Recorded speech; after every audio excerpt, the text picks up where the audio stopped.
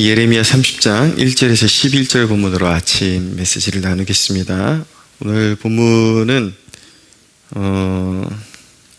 하나님께서 예레미야에게 2절에 보니까 내가 너에게 일러준 모든 말을 책에 기록하라 라는 그런 명령을 담고 있습니다. 여기에는 하나님의 백성, 유다 백성들의 멸망과 그리고 징계와 그리고 회복, 하나님께서 다시 바벨론에서 돌이켜 올 것이다, 회복시킬 것이다 라는 그런 약속의 말씀을 담고 있습니다. 그러나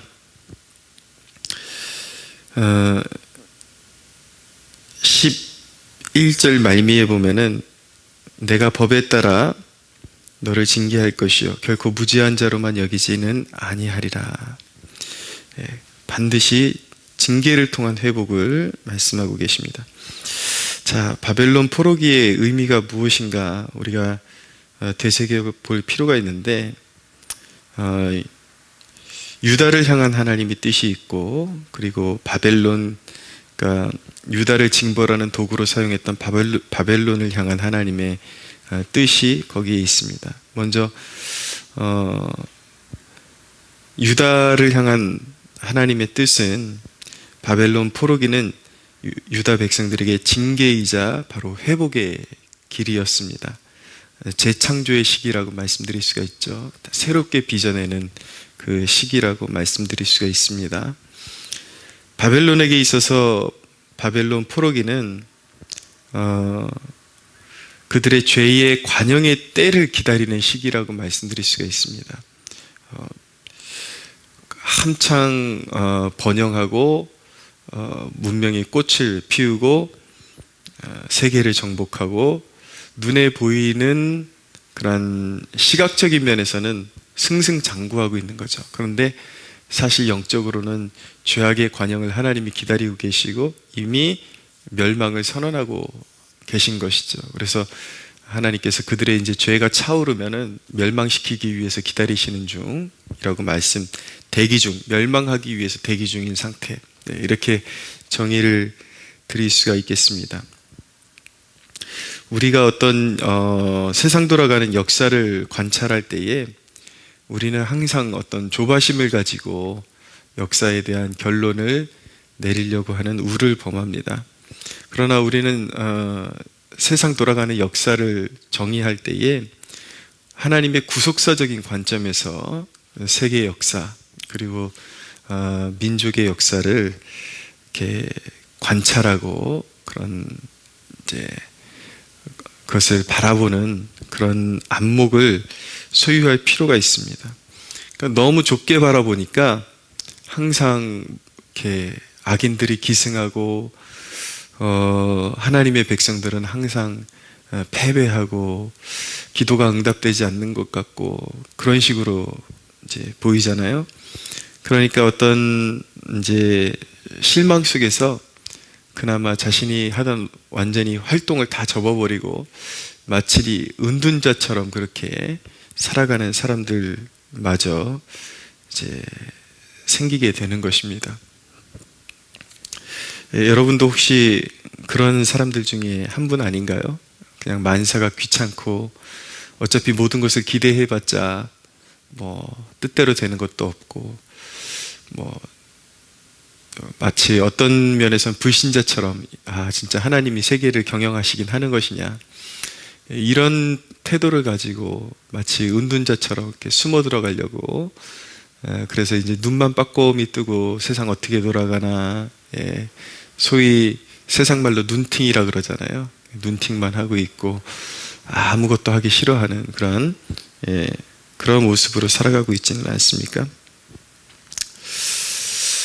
하나님의 백성에게 있어서 하나님이 내리시는 징계와 성화, 거룩하게 되는 그 과정이 맞물려 있다는 것을 꼭 기억하십시오. 하나님의 백성에게 있어서 징벌이 끝이 아니라 빚어내시는 때인 것입니다.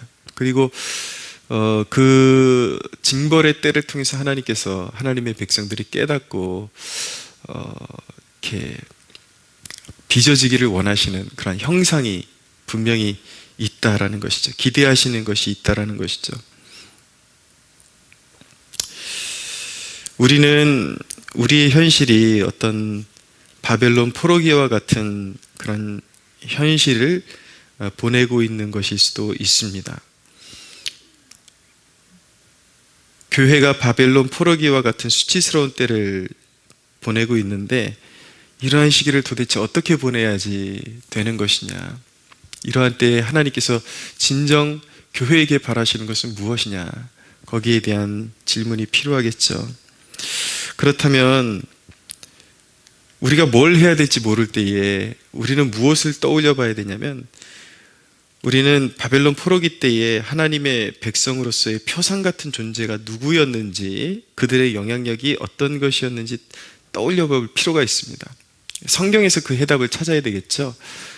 그러니까 하나님께서 그럴 때 요구하시는 것이 무엇인지, 그것을 우리에게 가르쳐 주시기 위해서, 말세를 만난 우리에게 본을 보이시기 위해서, 견본을 보이시고 우리의 행할 바를 알게 하시기 위해서 성경을 기록해 주신 것이잖아요. 그러면은 그 바벨론 포로기 때에 하나님의 백성으로서의 표상 같은 인물들이 누구였는가, 그들이 어떤 일을 행했고 그것을 통해서 어떤 영향력을 끼쳤는지, 그것을 진단해 보는 것, 살펴보는 것이 중요할 것입니다. 포로기한 이제 나중에 이제 바벨론 70년 포로기를 보내고 포로 귀환기를 보내게 되는데, 이제 하나님의 약속 언약의 성취가 이루어져서 포로됐던 백성들이 이제 유다 땅으로 돌아오게 되는데, 그 포로 귀환 때에 그 영적인 회복의 리더로서 어떤 인물들이 있었는지, 그런 것들을 살펴볼 필요가 있습니다. 자, 바벨론 포로기 때의 두각을 나타냈던 하나님의 사람들이 누구입니까? 먼저 다니엘과 세 친구가 있습니다. 그들에게 있어서 그들의 언어와 그들의 의복은 분명히 바벨론의 문화 아래에 있었습니다. 바벨론 왕을 섬겨야 되니까 바벨론의 언어, 그리고 바벨론의 그런 문화적인 어떤 의복이나 이런 면에 있어서는 바벨론의 것을 그들이 존중하고 따라갔겠죠. 그러나 그들의 정신, 그들의 중심을 붙잡고 있는 정신에 떠내려가지 않게, 세상의 조류에 떠내려가지 않게 그들의 영혼의 닷과 같은 그런 역할을 했던 것이 무엇이냐면 그들의 가치관, 그들의 정신은 히브리 사람이었습니다. 그들의 언어나 그들의 의식주에 어느 정도 다 먹는 것은 그들이 유대인식으로 먹었겠지만은, 그래도 모든 의식주의 곳곳에 바벨론 문화가 묻어 있었겠지만 그들의 정신은 히브리인 중에 히브리인이었다. 철저하게 하나님의 백성으로서의 정체성을 그들이 지켜나갔다라는 것을 알게 되죠.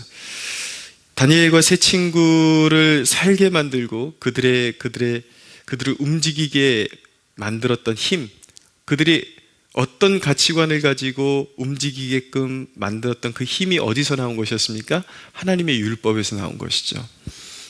철저하게 하나님의 율법이 그들의 마음에서 회복되었다. 꿋꿋이 그들이 율법의 가치관을 가지고 살았다는 것을 알게 되죠. 그리고 그들은 결코 권세와 그리고 우상 앞에 타협 없는 존재들이었습니다.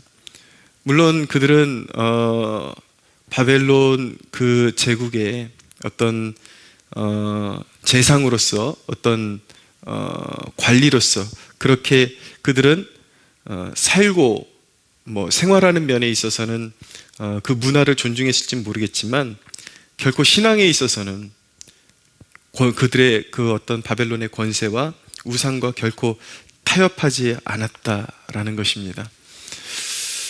그들이 만약에 오늘날 한국교회를 바라봤다면 제 생각에는 흐느꼈을 것 같습니다. 저게 교회의 모습이라니, 저게 어떻게 교회의 모습일까? 제가 한 대형교회 목회자의 그런 설교를 들으니까 아예 진정한 예배는 비대면 예배였다, 뭐 이런 이제 제목까지 달고 나오더라고요.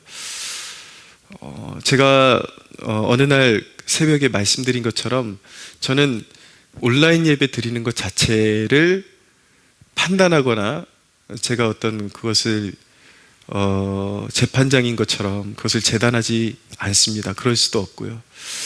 그러나 상황이 다르다라는 것이죠. 어쩔 수 없이 어떤 상황 속에서 어떤 정말 그 목회자의 그런 결단 속에서 비통한 마음으로 잠시 내려놓는 것과 아예 자기를 정당화시키기 위해서 비대면 예배가 진짜 정당한 예배고 그것이 원래 참된 예배인 것처럼 그렇게까지 선전을 해야 되는가? 자기를 그렇게 정당화시켜야 되는가? 저는 시간이 흐를수록 이 대형교회 목사들에 대한 그런 기대감이 점점 사라집니다. 한때는 대형교회 목사 하면은 한국교회를 이끌어가는 진짜 이끌어갈 수 있는 정신적인 지주요 표상과 같은 그런 역할을 하던 때도 있었는데 이제는 시대가 많이 바뀌었구나. 다라고 싸잡아서 말할 수는 없지만 너무 깨어있지 못하고 너무 인본적이고 너무 시대와 타협하고 또는 너무 순진해서 시대를 잃지 못하는 그런 목회자들의 모습을 보면서 점점 이제는 대형교회에 의존하는 시대는 끝났다라는 그런 생각마저 듭니다. 너무 실망스럽고 아마 그들의 모습을 다니엘과 세 친구가 보았다면 저게 교회의 모습이라니 격려해 주는 것이 아니라 흐느껴 울었을 것 같은 그런 모습들. 교회가 오히려 부당한 대우를 받을 때에 큰 교회들이 앞장서고 하나 되고 뭉쳐서 교회에 대한 그런 불공정한 처사들에 대해서 더욱 목소리를 내야 교회가 세상 권력을 견제하면서 교회에 대해서 함부로 하지 못하게끔 그리고 언론 플레이 하지 못하게끔 그렇게 따끔하게 일침을 가할 수 있을 텐데 이건 뭐 대형교회들이 앞장서서 온라인 예배는 둘째치고 그것을 미화시키고 오히려 신앙의 순수성을 지켜나가라는 형제들에 대해서 오히려 대형교회 목사들이 앞장서서 비난하거나 정죄하는 그런 모습들을 보이는 것을 보면서 정말 이 시대를 살아 동시대의 목회자로 바라봐도 비통한 마음이 드는데 진정으로 하나님 앞에 깨어 있었던 이런 하나님의 친백성들이 하나님께 쓰임받았던 다니엘과 세 친구 같은 사람들이 한국교회를 보면 정말 가슴을 치면서 저게 교회의 모습인가 아마 그렇게 비통해하지 않았을까 그런 생각을 해보게 됩니다. 프로기한 때에 쓰임받았던 리더들이 누구입니까? 에스라와 느헤미야, 학자 에스라. 하나님의 포로 시기를 지나면서도 율법을 회복하고 율법을 연구하고 하나님의 법, 하나님을 어떻게 섬겨야 되는가 그래서 끊임없이 그것을 연구했던 사람. 그리고 느헤미야도 누구입니까? 바벨론의 술관원이었지만 그렇지만 그 안에서 율법이 회복되고 그가 돌아와서 한 일이 무엇입니까? 총독이었지만 철저히 예배를 회복시키죠. 예배의 기초부터 다시 세워나가죠. 바벨론 문화에서 익숙해졌던 그 문화를 답습하고 그 문화를 그 어떤 세상의 조류를 쫓아가서 새로운 것을 개발한 것이 아니라 이들이 특징이 무엇이냐면 다시 율법의 정신을 회복했다라는 것입니다. 하나님을 섬기고 하나님을 하나님답게 섬기고 하나님 나라의 가치관을 그 심령에서 회복하는 일이 이루어졌다라는 것이죠. 이들의 신앙의 신앙을 정의하자면 시대 정신과 타협해버린 신앙이 아니라 본질적인 신앙, 그것이 무엇입니까? 그들의 조상들이 팽개쳤던 율법의 정신에 합당하게 예배를 하나님께 제사를 드리고 예배했던 그들의 조상들이 팽개쳤던 본질적인 신앙의 가치를 복구시킨 것이죠. 저희 교회 여기 앞에 문구가 레스토레이션이라는 그 단어를 사용하고 있는데 부흥이라는 뜻, 다시 살아나다는 뜻도 가지고 있고 거기에는 복구라는 뜻이 있습니다. 복구. 근데 관습으로서의 복구가 아니라 제가 말씀드리는 것은 어떤 율법주의적인 그런 회귀가 아니라 살아있는, 각 사람의 심령 속에서 하나님의 법이 살아있는 거예요. 그냥 관습적인 태도로 돌아가는 것이 아니라 진정으로 하나님의 법이 회복되어지고 무너졌던 하나님의 법이 하나님의 백성들의 심령 속에서 복구되어지고 그들의 예배가 복구되어지는 것, 하나님이 원하시는 그러한 신앙의 가치관으로 돌아가는 것, 이것이 바로 레스토레이션이거든요. 복구. 결국 이들의 바벨론 포로기를 지내면서 그 시대 정신을 배워가는, 요즘 뭐 이제 온라인 시대가 됐으니 너도 나도 이제 온라인 예배를 발전시켜라. 예. 일리 있습니다. 그리고 필요할 수 있습니다. 근데 문제는 무엇이냐면 그것을 통해서 우리가 해왔던 진정한 그런 어떤 예배의 가치관을 점점 희석시키고 멀어져가는 그런 모습도 지울 수가 없습니다. 우리가 세상을 그냥 무조건 따라간다 그래서 하나님이 기뻐하시고 진정한 예배가 회복되는 것이 아니라 우리 신앙의 본질적인 가치가 회복되어져야 하는 것입니다. 그래서 우리가 이런 바벨론 포로기와 같은 이 시기를 지내는데 우리가 준비해야 되는 것은 무엇이냐면, 첫째로 우리 자신이 교회다운 교회가 되어야 하는 것입니다. 지금 세상의 흐름이 이렇게 따라가고 있다, 이렇게 변하고 있다, 코로나를 통해서 완전히 예배의 어떤 패러다임이 변하고 있다 그러면서 너도 나도 그냥 세상 따라가려고 그러는 그런 모습들 아니에요. 교회가 남이 알아주든지 안 알아주든지 신앙의 기초로 돌아가는 것입니다. 우리가 해야 될 일은 교회가 교회다운 모습이 되어야 하는 것이죠. 두 번째는 우리 시대의 다니엘과 에스라 같은 사람들을 길러내야 합니다. 사람을 길러내야 합니다. 우리 자녀들에게서 하나님의 율법이 회복되어지고, 제가 말씀드리는 것은 구원은 믿음으로 받지만 그리스도인의 삶의 가치로서의 율법의 가치, 삶의 방향성으로서의, 하나님의 백성으로서 정체성으로서의 율법의 가치를 회복시켜야 된다는 것이죠. 다니엘과 에스라 같은 사람을 회복시켜야 되는 것이죠. 제가 어저께 이 설교를 준비하면서 이 복구라는 단어를 이렇게 적어 나가는데 성령님께서 제 마음에 큰 여운을 주셨습니다. 너희가 지금 준비하고 해야 될 일이 교회가 살아나는 것을 보고 싶다면 바로 그 일을 행해야 되는 거야. 저에게 그런 주신 감동이 있어서 그 단어에 대해서 곰곰이 묵상하면서 저 개인적으로는 굉장히 좀 마음이 뜨거워지고 눈물을 흘렸던 그런 기억이 있습니다. 사랑하는 여러분, 우리는 신앙의 본질을 복구해야 됩니다. 회복시켜야 됩니다. 그렇게 준비하고 있어야 이제 새로운 시대가 또 도래할 때에 하나님께서 다니엘과 세 친구 그리고 에스라와 느헤미야처럼 무너진 하나님의 나라를 복구시키고 회복시키고 다시 주님 오실 때까지, 재림의 그날까지 이 땅에서 하나님의 교회를 유지시켜 나가는 그런 하나님의, 그런 복된 하나님의 축복의 통로로 쓰임받을 수가 있게 될 것입니다. 시대가 어두운 만큼 그렇게 준비된 존재는 더욱 빛이 날 것입니다. 비록 소수가 될지라도, 소수라는 단어 요즘 이상한 사람들이 써서 좀 사용하기 싫은 단어이지만, 비록 소수일지라도 그렇게 준비된 사람들만이 하나님의 그런 빛과 소금의 역할을 감당할 수 있다는 것, 이 아침에 꼭 기억하는 이 아침이 되기를 소원합니다.